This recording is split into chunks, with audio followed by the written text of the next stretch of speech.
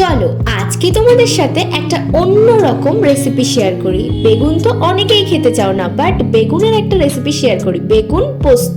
তো কিভাবে বানাই তোমাদের সাথে শেয়ার করি। তো আমি এখানে লম্বা লম্বা বেগুন নিয়ে নিয়েছিলাম আর ফালি করে কেটে নিলাম। এর মধ্যে দিলাম কিন্তু চিনি, আর তারপর দিয়ে দিলাম কিন্তু একটু নুন, হলুদ, আর এগুলোও দিয়ে কিন্তু ভালো করে মেখে নেব। দেন একটা কড়াইতে আমি সাদা তেল দিয়ে এই বেগুনগুলোকে ভালো করে ফ্রাই করে নেব। তো এটা ওলট পালট দুপাশে ফ্রাই করে নিলাম, তারপর কিন্তু রেসিপিটা রান্না করব। তো ফার্স্টে আমি কিন্তু সর্ষের তেল দিয়ে নিয়েছি, এই রান্নাটা সর্ষের তেলেই কিন্তু সবচেয়ে বেস্ট হয়।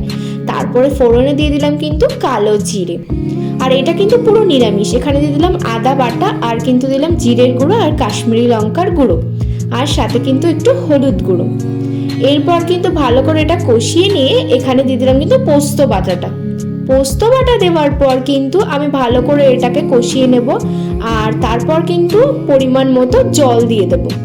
দেওয়ার পর কিন্তু দিয়ে দেবো বেগুনগুলো, আর ওপর থেকে কিন্তু ছড়িয়ে দেবো ধনেপাতা। ব্যাস একদম কিন্তু কমপ্লিট বেগুন পোস্ত। কেমন লাগলো অবশ্যই জানিও। বাই।